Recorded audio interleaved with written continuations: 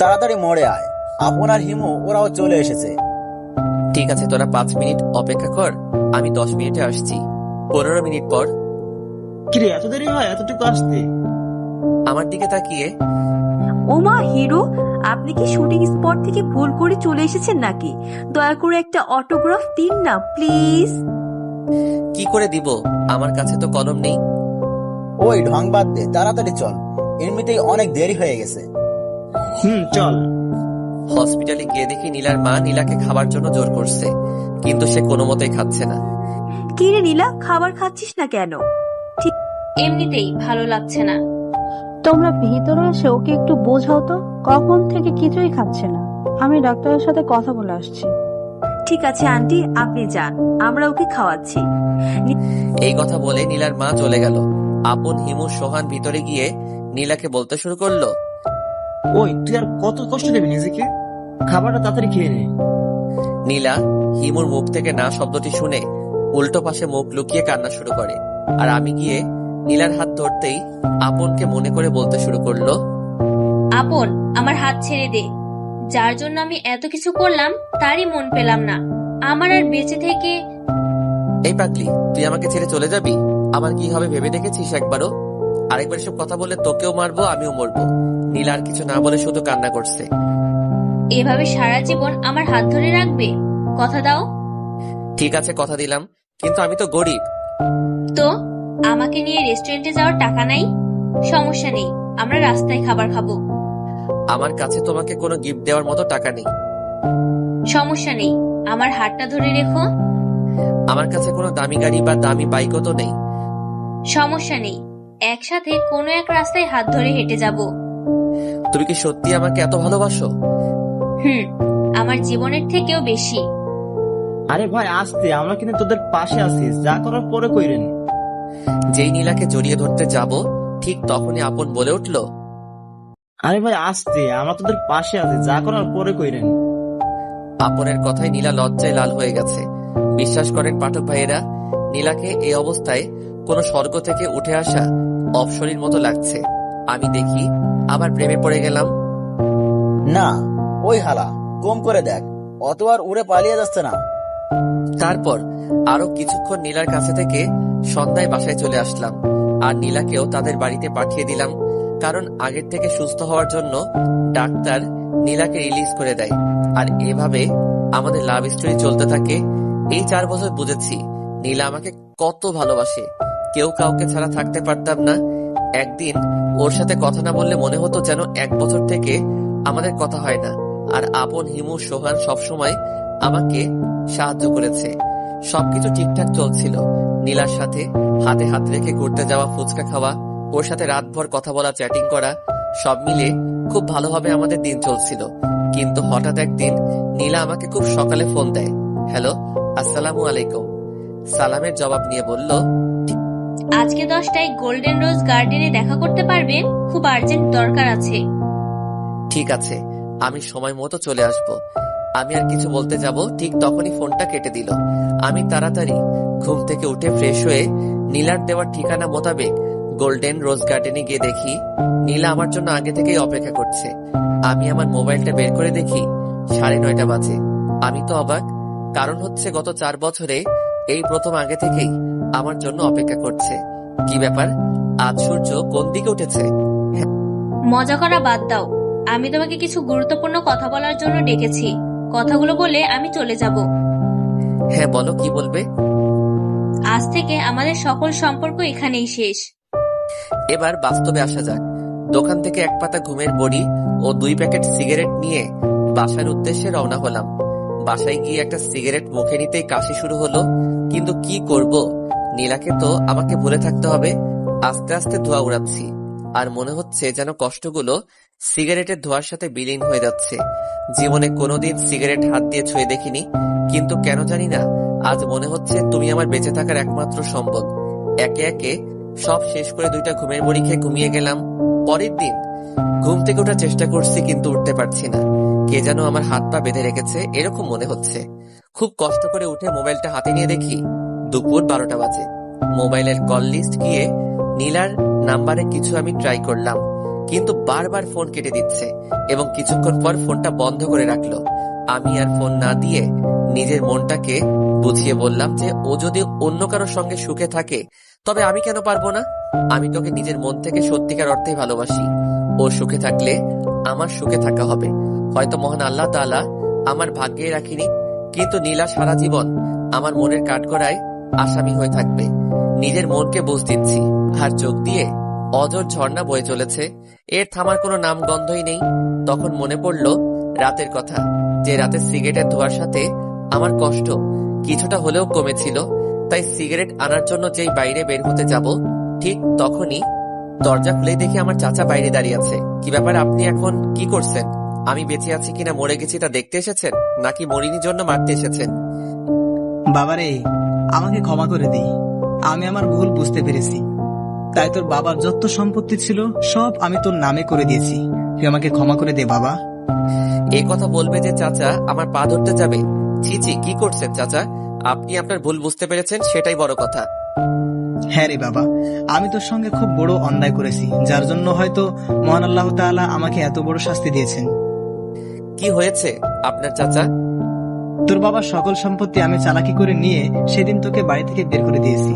কিছুদিন পরে জানতে পারি যে আমার ব্লাড ক্যান্সার হয়েছে। আমি আর এই পৃথিবীতে কিছুদিনের জন্য অতিথি মাত্র। না চাচা, আমি আপনার কোনো কিচ্ছু হতে দিব না। আমি আপনাকে দরকার পড়লে সারা পৃথিবীর ভালো ভালো ডাক্তার নিয়ে সে অপারেশন করাবো, তবু আমি আপনাকে মরতে দেব না। আমার হাতে আর সেই সময় নেই।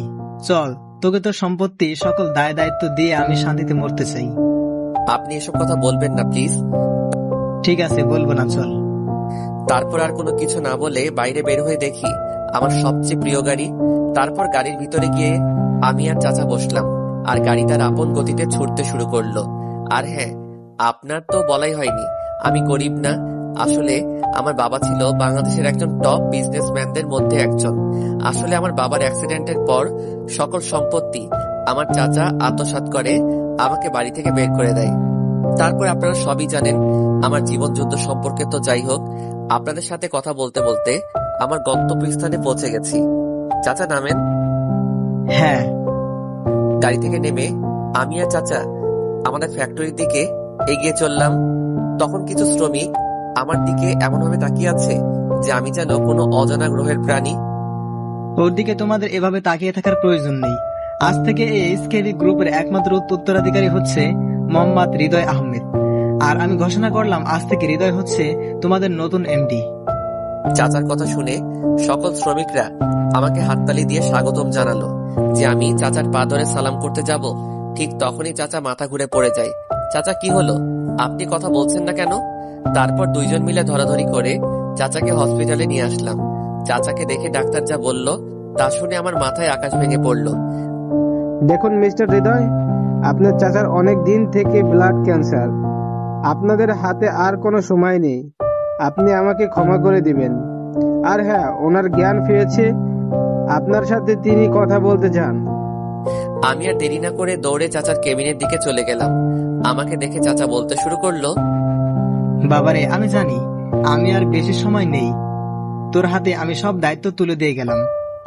তারপরে দেখি, বাবারে, আমি জানি আমার আর সময় বেশি নেই।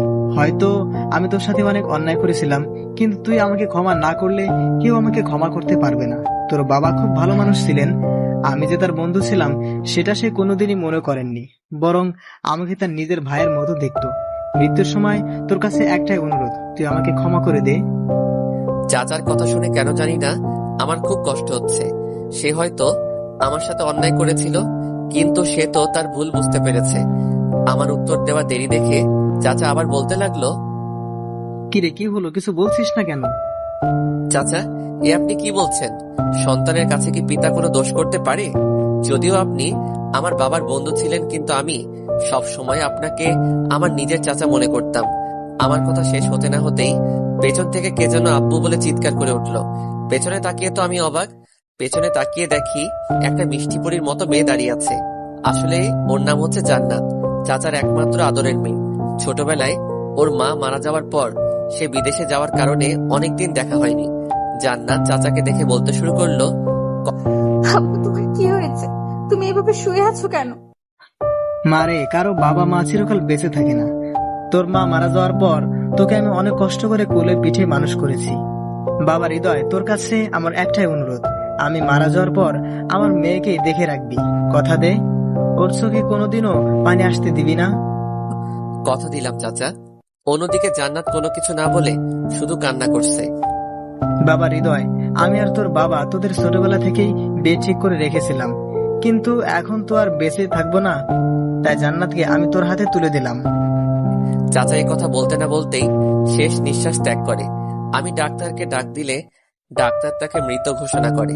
চাচার মৃত্যুর খবর শুনে আমার বুকটা কষ্টে ফেটে যাচ্ছে। না চাইতেও চোখ দিয়ে পানি ধরে রাখতে পারছি না। আর অন্যদিকে তো জান্নাতকে কোনোভাবে সামলানো যাচ্ছে না। তারপরে চাচার জানাজা করে দাফন সম্পন্ন করে বাসার দিকে চললাম। পথে আজান হওয়ার কারণে নামাজ পড়ে বাড়িতে গিয়ে দেখি জান্নাত এখনো কান্না করছে। আমি গিয়ে জান্নাতের কাঁধের উপর হাত রাখতেই জান্নাত চমকে ওঠে। তারপর আমি বলতে শুরু করলাম, কারো বাবা আবার কারো মা, অথবা কারো বাবা মাকে একসাথে নিয়ে মহান আল্লাহ তাদের পরীক্ষা করেন। তোমাকে কিছু বলে সান্ত্বনা দেওয়ার ভাষা আমার নেই। তবু বলছি, যে চলে গেছে তার জন্য কান্না করে লাভ নেই।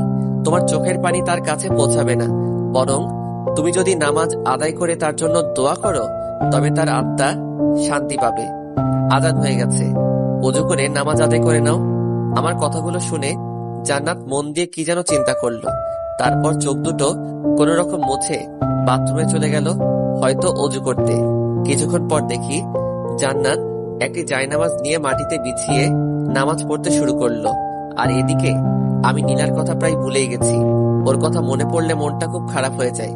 কিন্তু আমার মনে হয় নীলা আমার দুঃস্বপ্ন ছিল, যে স্বপ্নগুলো পূরণ না হওয়ায় ভালো। আমার ভাবনায় ছেদ ঘটিয়ে জান্নাত বলল, আমার না খুব ক্ষুধা পেয়েছে। ঠিক আছে, তুমি বসো, আমি তোমার জন্য খাবার ব্যবস্থা করছি। আমার ফোনটা বের করে দেখি রাত 12টা বাজে। এখন খাবার কোথায় পাবো? তাই নিজেই খাবার তৈরি করার জন্য রান্নাঘরে গেলাম। আসলে আগে নিজের খাবার আমি নিজেই তৈরি করতাম, তাই আমার খাবার তৈরি করতে কোনো সমস্যা হয় না। কোন রকম কিছু খাবার বানিয়ে টেবিলে রেখে জান্নাতকে ডাকতে এসে দেখি জান্নাত ঘুমাচ্ছে। এই অবস্থায় যে জান্নাতকে কত সুন্দর লাগছে তা আপনাদের বলে বোঝাতে পারবো না। ওকে এত সুন্দর লাগছে যেন জান্নাত থেকে নেমে আসা কোনো অপসরই আমার সামনে ঘুমিয়ে আছে। 4 বছর নীলার সাথে রিলেশনে থাকার পরও ওকে দেখে যে ফিলিংস না হয়, জান্নাতকে দেখে তার থেকে বেশি ফিলিংস হয়। হয়তো মহান আল্লাহ তাআলা নীলাকে নয়, তার দিকে যতই তাকিয়ে থাকি ততই যেন নেশার মতন ঘোর লেগে যায়। সবচেয়ে আকর্ষণীয় হচ্ছে ওর ঠোঁট, যা আমাকে চুম্বকের মতো আকর্ষণ করে। ওর দিকে তাকিয়ে থাকতে থাকতে কখন যে সকাল হয়ে গেছে তা আমি কল্পনা করতে পারিনি। জান্নাত ওঠার আগে ওযু করে ফজরের নামাজ আদায় করলাম। তারপর রান্নাঘরে গিয়ে নিজের সাধ্যমতো রান্না তৈরি করলাম। খাবারগুলো টেবিলে রাখতেই দেখি জান্নাত আমার দিকে খুব করুণ দৃষ্টিতে তাকিয়ে আছে। কি ব্যাপার, ঘুম কেমন হলো? এসব খাবার তৈরি করেছি, খেয়ে নাও। আপনি শুধু শুধু আমার জন্য এত কষ্ট করছেন। শুধু শুধু মানে? শুধু শুধু নয় তো কি? আমি একটা মেয়ে, যেখানে আমার খাবার তৈরি করার কথা সেখানে আপনি। আর বলতে দিলাম না। ওই আপনি কি হ্যাঁ তুমি বলে ডাকা যায় না? আর হ্যাঁ, তোমাকে রান্না করতে হবে না, এখন আসো খেয়ে নাও, আমার আবার অফিসে যেতে হবে। আমার ধমক শুনে জান্নাত আর কিছু না বলে চুপচাপ বসে পড়লো, কিন্তু খাচ্ছে না। কি ব্যাপার, খাচ্ছ না কেন? আমার এই কথা বলতেই জান্নাতের চোখের দিকে তাকিয়ে দেখি জান্নাত কান্না করছে। এই, তুমি কান্না করছো কেন? খাবার পছন্দ হয়নি? না, সেটা না, আব্বুর কথা খুব মনে পড়ছে। আব্বু আমাকে সব সময় খাইয়ে দিত, এখন তো আর তিনি নেই, তাই খাবার সময় তার কথা খুব মনে পড়ছে। ও এই ব্যাপার, এদিকে এসো, আমি খাইয়ে দিচ্ছি। না না, আপনাকে কষ্ট করতে হবে না। আপনি কি অফিসে যান? তোমাকে না বললাম আমাকে তুমি করে বলতে? আর হ্যাঁ, আমি যা বলেছি তাই, আমার কথার উপর কোনো কথা নাই। আমার ধমক সঙ্গে জান্নাত ছোট বাচ্চার মতো আমার দিকে একটু এগিয়ে বসলো, আর আমিও ছোট ছোট লোকমা করে ওর মুখে খাবার তুলে দিতে থাকলাম। আসলে আমি চাচ্ছিলাম যে জান্নাত খাইয়ে দেই, কিন্তু একথা বলতে সাহস হয়ে ওঠেনি। কিন্তু জান্নাত যখন বলল তখন মেঘনা চাইতে বৃষ্টির মতো হলো। আমি 12 পর্বে বলেছিলাম যে জান্নাত মা মরার পর বিদেশ চলে যায়। আর আপনারা তো জানেন যে আমার বাবা মার অ্যাক্সিডেন্ট হওয়ার পর ওদের সাথে কোনো যোগাযোগ হয়নি। তারপর চাচার মৃত্যুর সময় হসপিটালে জান্নাতের সাথে আমার দেখা হয়।